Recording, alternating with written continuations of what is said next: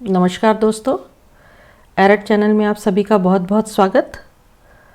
इससे पहले के वीडियो में हमने न्याय दर्शन के ज्ञान मीमांसा से संबंधित जानकारी ली थी। आज हम न्याय दर्शन के तत्व मीमांसा को पढ़ेंगे।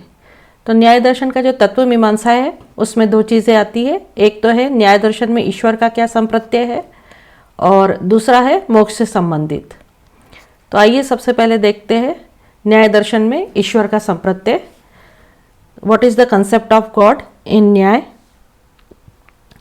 तो हम देखते हैं कि महर्षि जो गौतम है, जिन्होंने न्याय दर्शन के जो प्रतिपादक थे, उनके अनुसार जीव जो है उसके कर्मों के अनुसार उसको जन्म मिलता है और ईश्वर ही जगत की रचना करते हैं। इसी तरीके से हम देखेंगे कि नव्य न्याय में भी ईश्वर को माना गया है और मोक्ष के लिए यथार्थ ज्ञान को आवश्यक माना है। तो ईश्वर क्या है? तो न्याय दर्शन के अनुसार ईश्वर संसार का सृष्टा, पालक और संहारक है। और न्याय दर्शन के अनुसार अगर हम देखें तो ईश्वर शून्य से संसार की रचना नहीं करते। वह नित्य परमाणु, दिक्, काल, आकाश, मन तथा आत्माओं से इसकी रचना यानी सृष्टि की रचना करते हैं। तो इस जगत में आत्मा अपने अपने पाप व पुण्य के अनुसार सुख और दुख का भागी होता है। ईश्वर संसार का निर्माता है और संहारक भी है। जब जब संसार में अधर्म बढ़ता है तब तब विध्वंसक शक्तियों के द्वारा उसका संहार किया जाता है। तो न्याय दर्शन में ईश्वर एक है, वह नित्य है और अनंत है। दिक्, काल, मन तथा आत्मा इसे सीमित नहीं कर सकते, इसलिए ईश्वर सर्वशक्तिमान व सर्वज्ञ है। कोई भी इस संसार में पूर्ण रूप से स्वतंत्र नहीं है, वह अपेक्षाकृत स्वतंत्र है, यानी या अर्थात वह परमात्मा की प्रेरणा के अनुसार ही कार्य करता है। जिस प्रकार एक जिम्मेदार पिता अपने पुत्र को उसकी योग्यता एवं रुचि या उसके गुणों के अनुसार कार्य करने के लिए प्रेरित करता है, ठीक उसी प्रकार ईश्वर भी प्रत्येक जीव को उसके कर्मों के अनुसार कार्य करने और फल पाने के लिए प्रेरित करता है। तो what is the idea of God? God is the ultimate cause of the creation, maintenance and destruction of the world. He does not create the world out of nothing, but out of eternal atoms, space, time, ether and mind and soul. God is the moral governor of the world of living beings, including ourselves, the impartial dispenser of the fruits of our action, that is Karmphal Data, and the supreme arbiter of our joy and sorrow. अब आता है दूसरा कि ईश्वर के अस्तित्व का प्रमाण क्या है। What is the proof for the existence of God? तो संसार में जितनी भी वस्तुएं हम देखते हैं वे सभी परमाणुओं के संयोग से बनी हैं। जैसे पर्वत है, नदियां है, समुद्र है, तारे हैं, नक्षत्र है।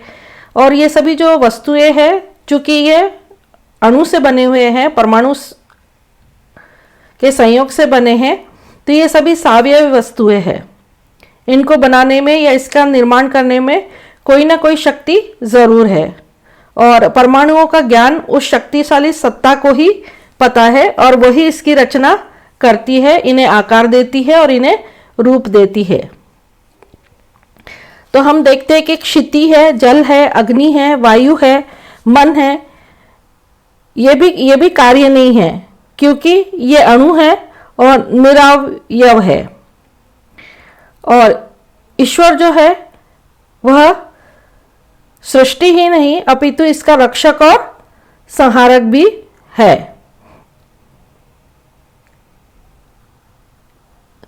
तो the proof of existence of God, all composite objects of the world form by the combination of atoms, example mountain, sea, rock, hill, river, etc. All these are savyav.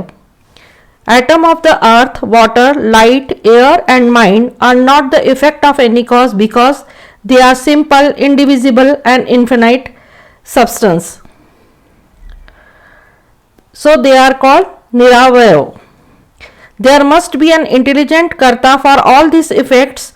Without the guidance of the intelligence karta, the material cause of these things cannot attain just that order, direction and coordination which enable them to produce these definite effects. According to Nyaya, God maintains a continuous relation with the world. He is omnipresent, omniscient being. अगले बिंदु में आते हैं हम कि अदृष्ट का अधिष्ठाता ईश्वर है. The argument from adrishta. तो लोगों के जो भाग्य में जो अंतर है, इसका क्या कारण है? कुछ लोग दुखी, कुछ लोग सुखी, कुछ बुद्धिमान, कुछ मूर्ख, कुछ गरीब, कुछ अमीर. इस भिन्नता का कारण क्या है? इसका कारण हमारे पूर्व जन्म के कर्म है. हमारे अच्छे कर्मों से सुख और बुरे कर्मों से हमें दुख प्राप्त होता है. ईश्वर हमें अच्छे कर्मों के लिए पुरस्कृत करता है और बुरे कर्मों के लिए दंड देता है. पाप और पुण्य के संग्रह को अदृष्ट कहते हैं. अदृष्ट ही हमारे भाग्य भेद का कारण है. अदृष्ट का संचालक नित्य सर्वशक्तिमान एवं सर्वज्ञ परमात्मा ही हो सकता है. तो the argument from adrishta. Why some people are happy and some are unhappy. Why one is poor and other is rich. What is the cause of these variations? The cause which produce our joy and sorrow in this life is because of our action in the previous life. The law that governs the lives of individual souls is the moral law of karma, which require that every individual being must reap the fruits of its own action, good or bad, right or wrong. अगला है धर्म ग्रंथों की प्रामाणिकता का कारण ईश्वर है. The argument from the authoritativeness of the scriptures. तो ईश्वर के द्वारा व्यक्त होने के कारण ही वेद प्रामाणिक है.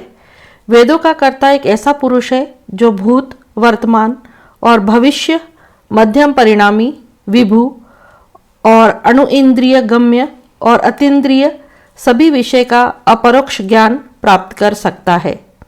इस प्रकार अन्य धर्म ग्रंथों की तरह वेदों की अभिव्यक्ति ईश्वर द्वारा हुई है.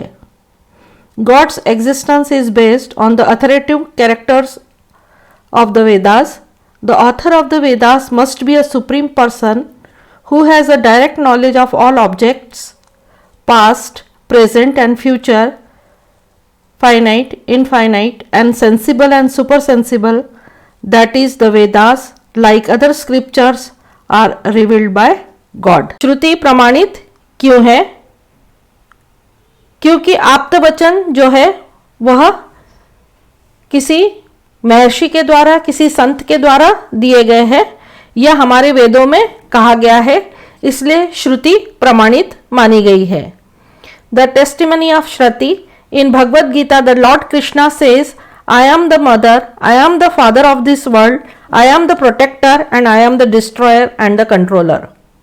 God must be known through direct experience and not through any process of reasoning.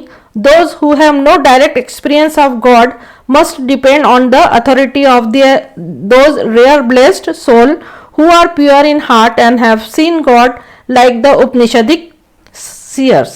अब आते हम मोक्ष. तो मोक्ष के लक्षण क्या है? तो न्याय दर्शन के अनुसार मोक्ष दुख के पूर्ण निरोध की अवस्था है. वे इसे अपवर्ग कहते हैं.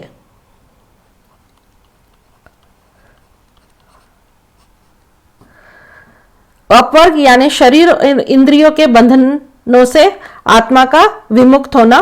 मोक्ष तभी प्राप्त होता है जब हम शरीर व इंद्रियों से मुक्त हो जाए. मोक्ष में आत्मा सुख दुख से परे हो जाती है. मोक्ष आत्मा की चरम अवस्था है. इसे धर्म ग्रंथों में अभ्यम, अजरम, अमृत्य पदम के नाम से जाना जाता है. और श्रवण, मनन और निध्यासन. मोक्ष पाने के पहले धर्म ग्रंथ में आत्म विषयक उपदेशों को श्रवण करना चाहिए. तब मनन द्वारा आत्म विषयक ज्ञान को सुदृढ़ बनाना चाहिए और बाद में निध्यासन के द्वारा अर्थात योग के बतलाए गए मार्ग के अनुसार आत्मा का निरंतर ध्यान करना चाहिए और निष्काम भाव से कर्म करना चाहिए.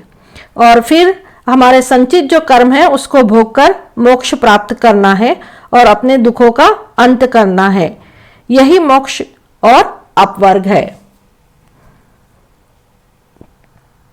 According to Nyaya philosophy, it is a state of negation, complete and absolute of all pain and suffering, Upper work or liberation is absolute freedom from pain, and this impulses that it is the state in which the soul is released from all bonds of its connection with the body and the senses. It is just the supreme condition of the soul, which has been variously described in the scripture as freedom from fear, freedom from decay, and change, freedom from death. To attain liberation must acquire of true knowledge the self and all object of experience, that is Tattva-gyan. He must know the self indistinct from the body, mind and senses, etc. From this he should first listen to all scriptural instruction about the self, that is Shravan, and he should firmly establish the knowledge of the self by means of reasoning, that is Manan.